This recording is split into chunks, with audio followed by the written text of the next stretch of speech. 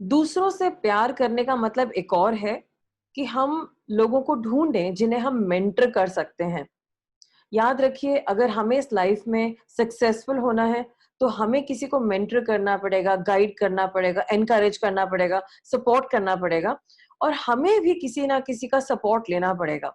कई दफा लोग मुझे कहते हैं, थैंक यू सो मच, आपने मेरी इतनी मदद करी, आई एम सो हैप्पी, मेरी लाइफ की प्रॉब्लम सॉल्व हो गई। तो मैं उनसे कहती हूँ, जब मेरा बुरा वक्त था मुझे भी बहुत सारे लोगों ने हेल्प करा, सपोर्ट करा। आज उनकी वजह से, उनकी प्रार्थनाओं की वजह से, उनकी गाइडेंस की वजह से, उनकी मेंटरिंग की वजह से मैं यहाँ हूँ। और अभी मुझे और भी सीखना है। अभी भी कई लोग हैं जिनसे मैं मेंटरिंग ले लेती हूँ और एडवाइस ले लेती हूँ और गॉड के वर्ड से भी लेती हूँ। तो किसी ना किसी को ढूंढिए, कोई होगा जिसको आप कुछ सिखा सकते हैं। अभी मैं एक छोटी बच्ची को स्केचिंग सिखा रही हूँ और आज उसने इतनी अच्छी मूली बनाई है, मूली की स्केचिंग करी है। It was amazing to see how she sketched. So कुछ ना कुछ किसी ना किसी को सिखाइए। कुछ है आपके पास जो आप दूसरे को दे सकते हैं। There is something so valuable. लोगों की लिमिट को पुश करना है। हम कुछ लोगों को जानते हैं, उन्होंने ग्रेजुएशन नहीं करा है और इसीलिए कोई अच्छी नौकरी मिलती नहीं।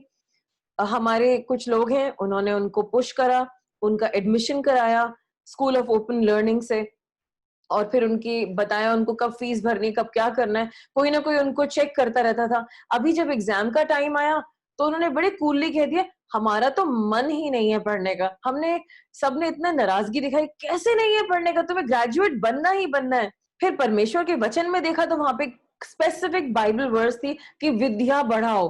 तो दोनों ने परमेश्वर के वचन के आगे घुटने टेके और पढ़ाई करनी शुरू करी।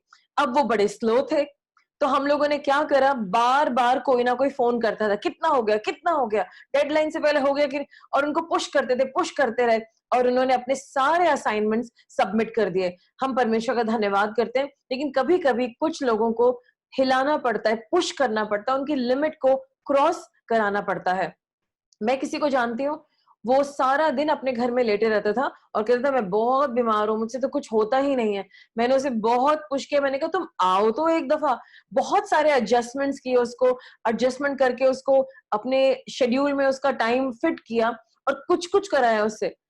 पहले तो उसने बहुत कहा ऐसा है वैसा है, फिर उसने बोला, आंटी जी अगर आप ना होते ना, मुझे सिखाते नहीं, मुझसे काम ना कराते तो मैं घर में ही पड़ा रहता। अब मुझे अच्छा लगने लगा है और मुझे लगता है कि मैं सब कुछ कर सकता हूँ। तो मैंने कहा अब जाके तुम नौकरी कर लो।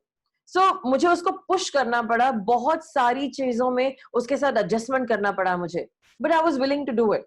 कई साल पहले जब मैं बीमार हो गई थी और मेरी बॉडी की एक्टिविटी बहुत कम थी, तो बाद में जब मैं ठीक हो गई तो मेरे एक अंकल थे, वो मुझे रोज 1 साल हर रोज सुबह फोन करते थे और पूछते थे, क्या तुमने आज एक्सरसाइज करी?